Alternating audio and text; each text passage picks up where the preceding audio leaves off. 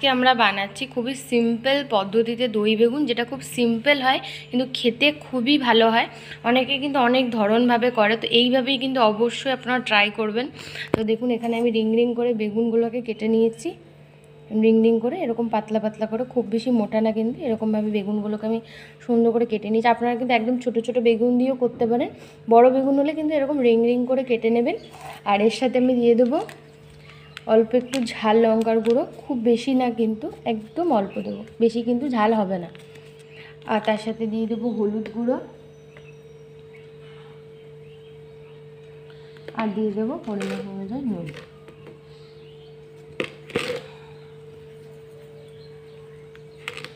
দিয়ে এটাকে খুব সুন্দর করে আমি মাখিয়ে নেব। হাত দিয়ে কিন্তু খুব সুন্দর করে একদম ভালো করে এরকমভাবে একদম ভালো করে ডলে ডলে মাখিয়ে নিয়েছি সুন্দর করে।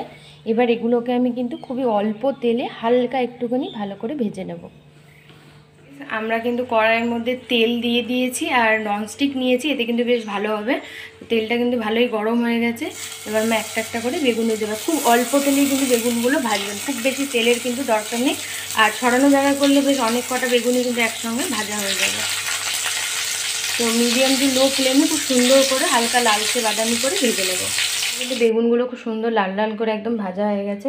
আর এখানে আমি দইটাকে খুব সুন্দর করে একদম ফাটিয়ে নিয়েছি। তো এবার এটাকে কিন্তু এর উপর থেকে দিয়ে দেবো। একটা ছড়ানো জায়গা নেবেন, তাহলে কিন্তু করতে সুবিধা হবে। আর এর উপর দিয়ে দেবো আমি ফোড়ন।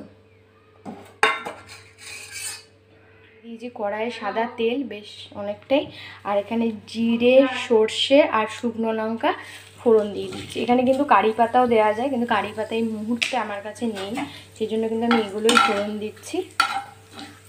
এগুলো দিয়ে হালকা একটুখানি ভেজে নেব, হালকা। ফোড়নটা কিন্তু আমাদের ভালো করে হয়ে গেছে। এবার দিয়ে দেবো আমরা পেঁয়াজ কুচি, দিয়ে এটাকে একটু হালকা করে ভেজে নেব। তো কিন্তু হালকা ভাজা হয়ে গেছে। এবার আমি দিয়ে দেবো এর মধ্যে কাশ্মীরি লঙ্কার গুঁড়ো। তো দেখুন গাইস, আমি কিন্তু ফোড়নটা দিয়ে দিয়েছি, আর পেঁয়াজটা যখন একটু গোল্ডেন ব্রাউন হয়েছে তখনই কিন্তু গ্যাসটা লিভিয়ে ওর মধ্যে আমি কাশ্মীরি লঙ্কার গুঁড়ো দিয়েছি।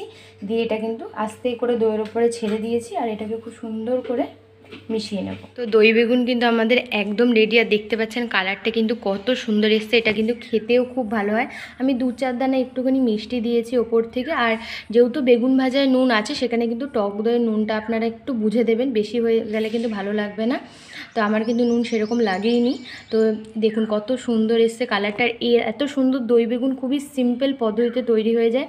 আপনারা খেয়ে অবশ্যই আমাদেরকে কমেন্ট করে জানাবেন আপনাদের কীরকম লেগেছে। আর ভিডিওটা যদি ভালো লেগে থাকলে লাইক করবেন, শেয়ার করবেন, আমাদের চ্যানেলটা অবশ্যই সাবস্ক্রাইব করবেন, বেল আইকন ক্লিক করবেন এরকম নতুন নতুন ভিডিও সবার আগে আপনার কাছে পাওয়ার জন্য।